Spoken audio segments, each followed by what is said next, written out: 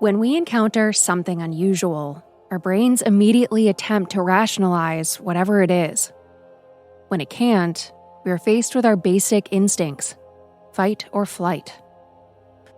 Our subject for today is a mystery that has baffled the locals of Gurdon, Arkansas since the 1930s. You wouldn't expect anything unusual when you visit the small town of Gurdon. That is, until you start asking locals about the light by the train tracks. The Gurdon Light began appearing in the early 1930s, and today there is still no explanation.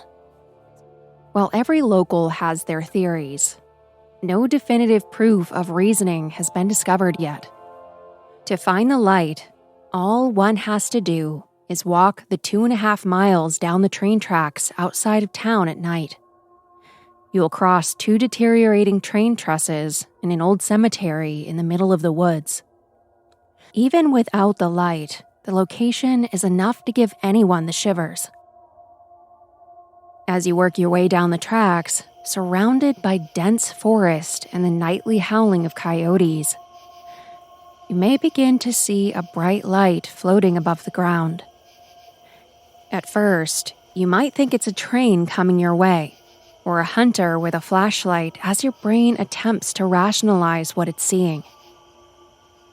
But locals and eyewitnesses claim that it's something more unworldly. If your instincts don't kick into flight mode, you will quickly realize that you are out in the middle of nowhere, alone, and face to face with the unknown.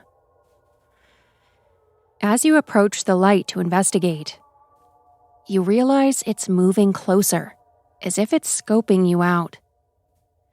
You get closer to it, only to discover that it actively avoids you. The closer you draw nearer to it, the further away it floats. Occasionally a few feet, but several locals claim that it can instantly move up to a mile or even float over their heads as it escapes their proximity. Over the years, it's become a local tradition to take children out to see it, especially near Halloween.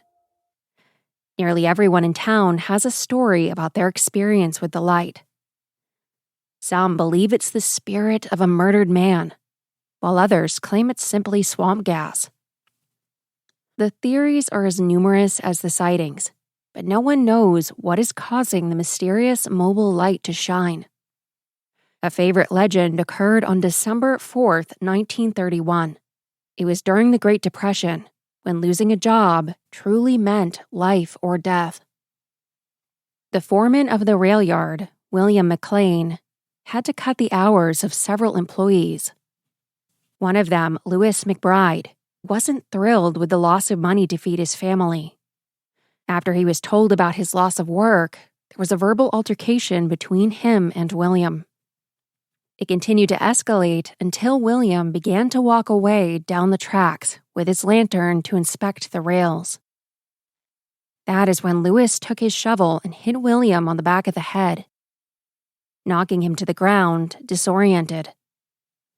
Before William could assess the situation, Lewis took a spike hammer and murdered him in cold blood. Shortly after that is when the light began to glow, leading locals to believe that it was the lost spirit of William McLean wandering down the tracks with his lantern in hand. Other popular theories are that the light is just headlights from the highway, over 4 miles away. But the road wasn't built until after the first light was seen. There is also a large hill between the highway and the light. Some even claim that it could just be swamp gases escaping the nearby bogs. The gases emitted from them combine methane and phosphine. It is caused by decaying plant matter in the water and builds up in the bottom until it's emitted. It can and will ignite under the right conditions. The light, though, was reported in 1931. Settlers began living in the area around 1880, over 50 years before the first reports. Another popular theory is that the light is caused by quartz crystal friction. The area is rich in quartz and lies upon a fault line, When quartz is compressed enough or rubbed together, it creates an electric charge that can rise through the holes in the ground.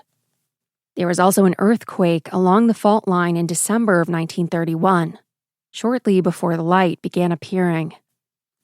The light produced by quartz friction would be a quick flash, not a mobile, independent light like the Gurdon Light. It wouldn't float or actively avoid people getting close to it. The Gurdon Light acts more like it has a mind of its own, perpetually curious, yet remaining distant. The light has been viewed through filters and never polarized, which is what would occur if it was a mirage. No electromagnetic current has appeared on any galvanometer, and the light appears consistently, regardless of atmospheric conditions.